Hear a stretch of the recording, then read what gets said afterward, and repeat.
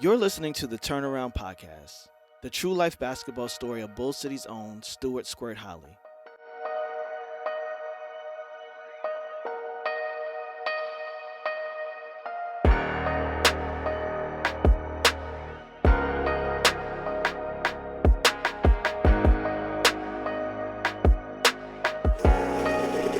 Yo, man, this beat crazy.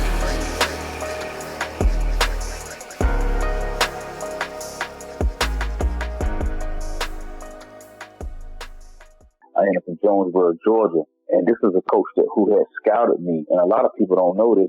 So you got the World Basketball Association who drafted me in like 2006, and that was the sole purpose of making my return back to the United States, because I was informed about this draft, and I was informed that I was a high pick in the draft. In fact, I was the 8th pick in the first round in the World Basketball Association. They call it the WBA for short. And some of its most notable players, Jamario Moon, who played with LeBron James in the Cleveland Cavaliers, Anthony Grundy, who recently just passed away in like 2019. So never met Anthony, but I remember him playing at NC State, so to his family and friends, definitely sorry for their loss, because he was a young dude. Anthony probably would have been, I'm just guessing, he probably would still be in his late 30s, maybe mid 30s. Damian Wilkins was another, played at NC State, and he played at Georgia. He also played in the World Basketball Association before a few stints with the NBA, D-League, and the NBA. So those leagues are what you call professional exposure leagues. The World Basketball Association, the American Basketball Association. Those are professional exposure leagues. People always, yo, man, you play semi-pro basketball? I've never played semi-pro basketball. I don't even know what is semi-pro basketball. Because either you're a professional, what you do, or you're an amateur. To be a professional is to be able to produce on demand, no matter what the weather is or what you feel like on the inside. So I'm down in Georgia and with the team called the Georgia Grizzlies at this time, Coach Emery Malone. Now, Emery actually scouted me in the World Basketball Association. So after being down in Jonesboro, Georgia, just leaving out of Louisville, Kentucky, after being down there for a few weeks, it was maybe like the third week. So Coach calls into his office, and this is when I realized that I had a problem. So Coach Emery Malone calls me in, and he was best friends with Dennis Johnson. The late, great Dennis Johnson played with the Boston Celtics, with Larry Bird, Kevin McHale. They went to college together, as college roommates and college teammates. So Coach calls into his office. He got straight to it. He was an older guy. He got straight to the point. And he was like, "You're not the same player that I scouted. The Stewart Holley that I scouted was aggressive and played hard and used his athleticism. What I'm seeing out there from you just looks like you're here and you're just going through the motions. You're not aggressive. You're not attacking. And you just look like you're just here going through the motions." He said, "Whatever you got going on in your personal life, you need to put it aside and play basketball." And I looked at him and I said, "Okay, Coach." But I also was like, damn, because he picked up and he saw those things, and he was right. He didn't know what it was, but he knew it was something that was affecting my play. But like I said, it was just how she done things, I guess, because she broke with me over the phone. And we young adults. I just didn't take that well. I was like, damn, I ain't even worth a face-to-face conversation. And then we talk about this, gonna be civil, you know what I'm saying? The way it was done just didn't sit well. I didn't deserve that. Nah, I beat myself up about it for a long time. And it actually took me several years to emotionally come out of that, because it was a combination of things that had me resorting to a bottle of Absolute or some Grey Goose or some Belvedere. I easily overdo it, night in, night out. It went from actually me doing it at home in private, passing out at home drunk, private, right? That's where it first started. It got to a point where it then kind of spilled over, where now I'm in public places and I'm drunk out of my mind. And my friends who I'm with, they like, damn, bro, drunk as shit. They think, oh, we just having a good time. But damn, he drunk as shit. They never picked up on it. Nobody picked up on it. It was actually my mom's next door neighbor, older black guy, cool, married. We always talk basketball. He real cool. RJ. So it was just one day I was over and he said he had been noticing that when I come around, he said he had been noticing that something won't right. So he was the first person I opened up about. And when I told him, he was the one like, man, you sound like you're going through depression. That's what people depressed do. I looked at him, I said, nah, man, I ain't depressed. And actually, I'm a young man at this time in my 30s. Actually, I had heard the word depressed, never knew what it meant. So here I was, I had all of those symptoms and didn't even understand what I was going through. I knew I was going through something. I knew it was because my heart was where this young lady was at. My mind was where she was at. I knew that, but I never would have guessed that I was depressed. I would have never used that word. I really didn't know how to describe how I was feeling. Besides telling him what I was doing, I said, yeah, man, I just been in a funk. I said, I just sit in the house, man, and drink to myself, man, and I ain't really got a lot to say, and I don't eat. I said, man, you're depressed. I said, what? I said, nah, depressed? Like, the fuck does that mean? Like, what is depressed? I said, nah, I ain't depressed. Like, and the whole time, yeah, I was depressed. Like I said, I didn't know what it meant. I started to try to get myself together, but maybe the damage was kind of done, and it took a little time. But I ended up getting myself together after leaving Jonesboro, Georgia, with the Georgia Grizzlies. Didn't play a full season with the Georgia Grizzlies either. This was crazy because it was the second team that I had an experience of folding. So the team folded. And it was the second team in a row that had just folded because the team I was with in the World Basketball Association that had drafted me, first round, 8th pick, folded. And that's an emotional roller coaster. First of all, to be drafted, it was an honor. It was an honor. It must have been 300 dudes in that gym. You know what I'm saying? And it's like combine style. So anytime you get invited to any NBA D-League or any NBA G-League workouts or World Basketball Association or ABA, or the workouts are going to be different because the coaches are different. The GMs are different. You know what I'm saying? So the approach is different. But it's always going to be a combine style. You never know what you're going to get. But it's like they test everything, your speed, your agility, your endurance. And they put you in situations where you go up and down in transition so they can see what you do, right? That's where if you ain't where you need to be mentally, it can be very easy to get lost, especially when you're trying to get somewhere with this thing. It's not like you're already established. I was trying to get somewhere with basketball, so that was the second team that had just folded. And that's a blow in itself. Because I did think, like, well, damn, what's next? But as weak as I was at that time of my life with all of these things going on, I also was strong as shit because I still found a way to come out of it. And even though I pushed forward very slowly in the initial beginning because I was hurt on the inside emotionally.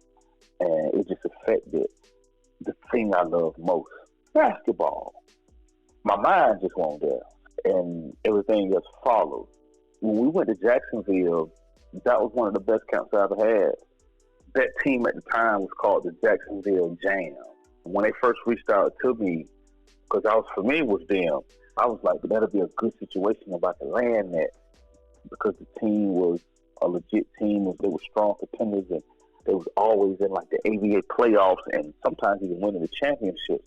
So, of course, I wanted to be a part of that. And that was around that time when I had got that DWI. I want to say we went there like the day after I came out of my pockets.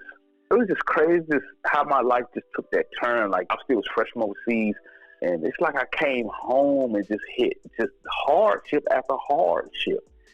It was like falling from grace when I came home from Lithuania. It was like falling from grace.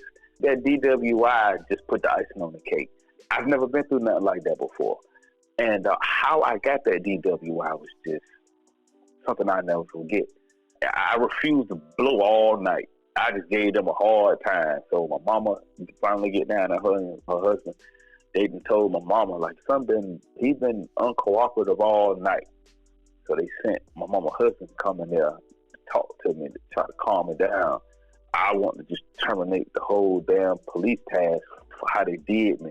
Because, first of all, they frisked me, like, disrespectfully. What I mean by that, I was vulnerable. They got you in a situation where your hands are interlocked behind your head, your feet are spread wide, so I'm vulnerable. So the way he searched me it was almost assaulting, the way he hit me in my groin. And that was the first thing that ticked me off, the way he had frisked me like that.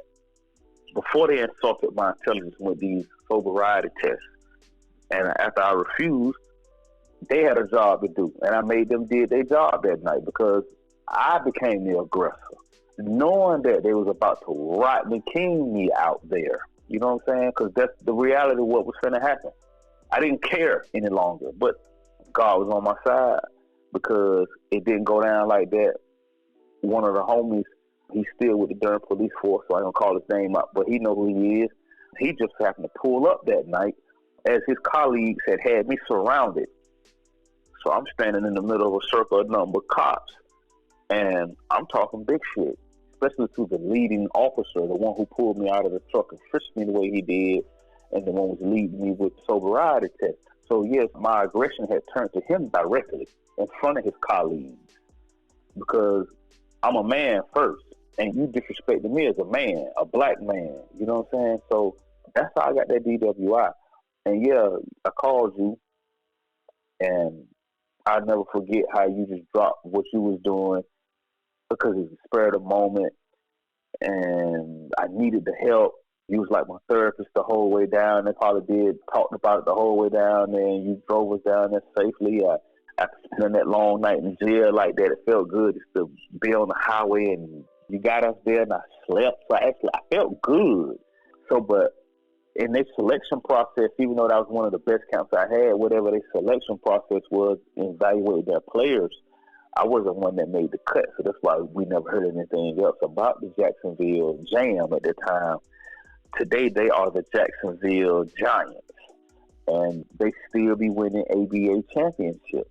Christian Laettner has always supported that team, and sometimes he go and play with that team in his NBA retirement. A lot of NBA retired players, being that the NBA push them out, they go and play in the ABA. It's a legit basketball professional league.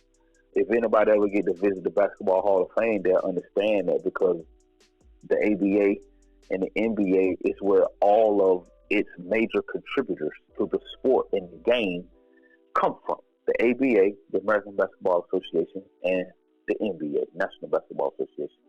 The contributors, meaning the coaches, officials, analysts, referees, down to the players, everybody comes from either the ABA or the NBA in the Basketball Hall of Fame.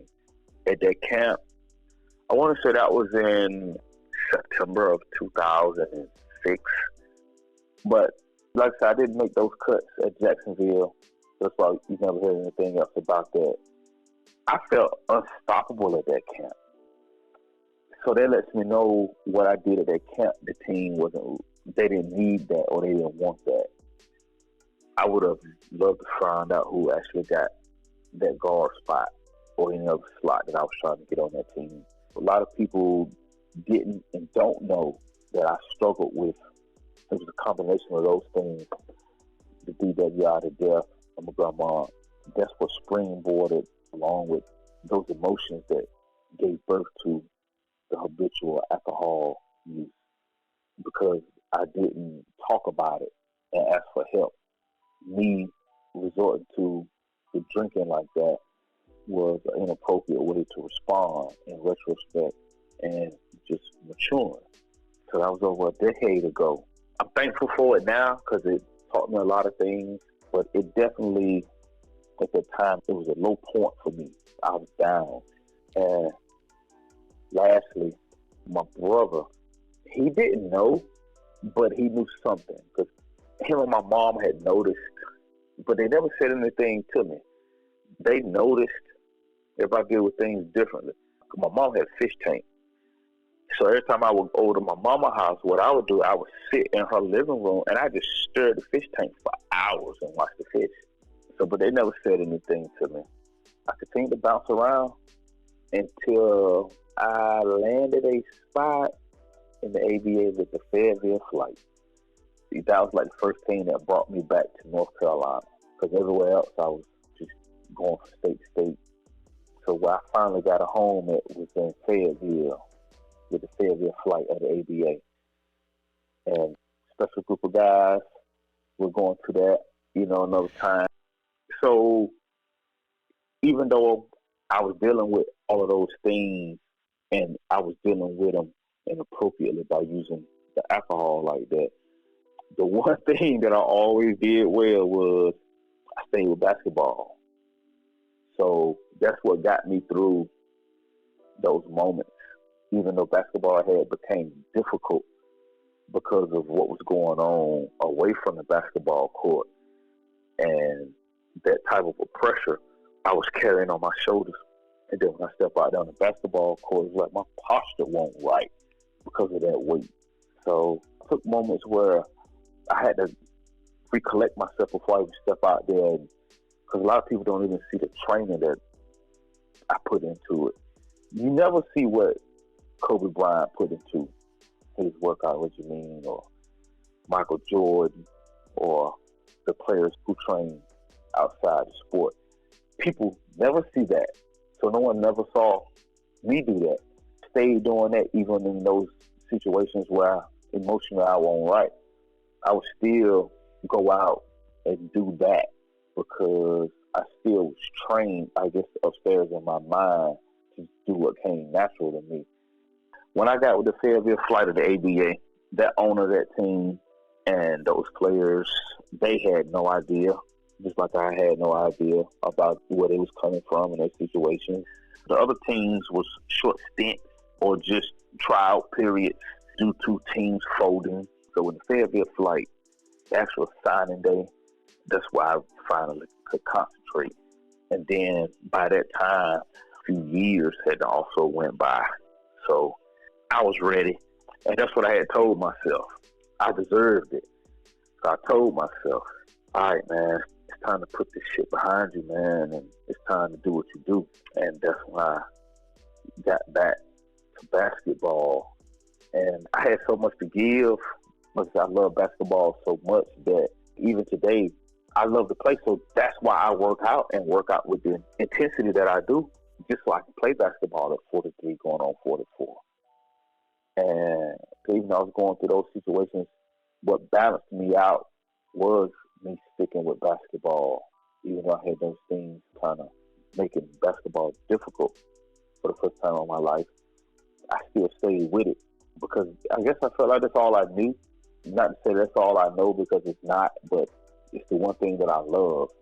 And I love several other things, but I'm in love with basketball. This has been a Vanguard Podcast Network original. Stay tuned for the next episode of the Turnaround Podcast, and follow the Turnaround Podcast on Instagram by clicking the link in the show notes. If you'd like to book Stewart Holley for a speaking engagement or to be a guest on your show, please reach out to theturnaround77@gmail.com, and someone will get back to you within 48 hours. Thank you for listening. Yo, man.